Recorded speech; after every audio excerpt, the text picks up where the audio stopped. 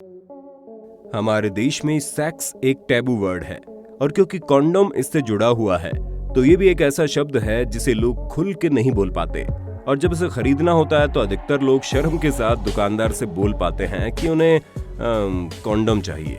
हमारे इंडिया के लोग कॉन्डोम शब्द से इतना शर्माते हैं, जब भी टीवी पर कॉन्डोम का ऐड आता है तो लोग शर्म के मारे चैनल ही बदल देते हैं। लेकिन आप इसका चाहे जितना भी मजाक उड़ा लें, लेकिन ये वही चीज है जो हमारी कई प्रकार की खतरनाक बीमारियों से रक्षा करती है और किसी भी देश की जनसंख्या कंट्रोल करने में इस कॉन्डोम की अहम भूमिका होती है। दोस्तों, विदेशों में तो लोग कॉन्डोम का बहुत इस्तेमाल करते हैं।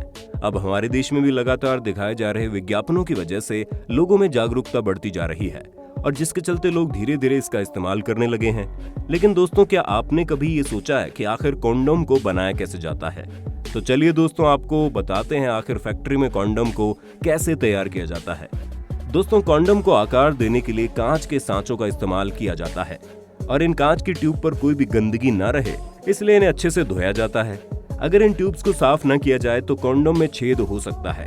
कॉन्डोम बनाने के लिए कच्चे माल के तौर पर लेटेक्स का इस्तेमाल किया जाता है और इस लेटेक्स को पेड़ों से इकट्ठा करके फैक्ट्री में अलग अलग केमिकलों के साथ मिलाकर एक पेस्ट बना लिया जाता है और इस पेस्ट को कॉन्डोम का आकार देने के लिए समान आकार वाली ट्यूब्स को एक चैन बनाकर बारी बारी इस पेस्ट में डुबोया जाता है, जिसके बाद जब ये पेस्ट इन कांच की ट्यूब पर सूख जाता है और इसकी मोटाई यानी थिकनेस बढ़ाने के लिए इसे फिर दोबारा इसी पेस्ट में डुबोया जाता है।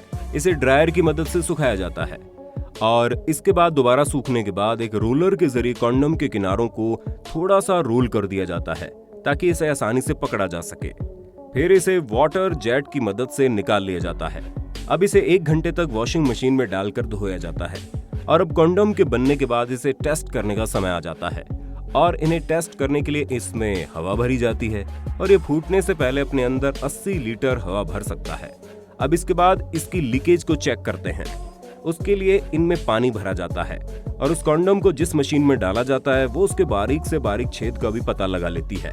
सभी कॉन्डोम का परीक्षण होने के बाद इन्हें पैकिंग के लिए आगे भेज दिया जाता है और पैकिंग के समय इन पर सिलिकॉन ऑयल लगाया जाता है और इसे कन्वेयर बेल्ट के जरिए खास तरह के पेपर में पैक करने के लिए बिकने के लिए आगे भेज दिया जाता है। चलिए दोस्तों, अब आपको बताते हैं फैक्ट्री में फेयर एंड लवली क्रीम को कैसे बनाया जाता है। दोस्तों, लड़कियां ज्यादातर अपने चेहरे के रंग को निखारने के लिए इसी क्रीम का इस्तेमाल करती हैं, लेकिन आपको ये बात नहीं पता होगी इसे कैसे बनाया जाता है।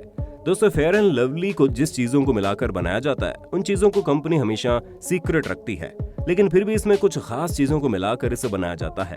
वो है carbopol, glycerine, mineral oil, aloe vera gel और डिस्टिल वाटर।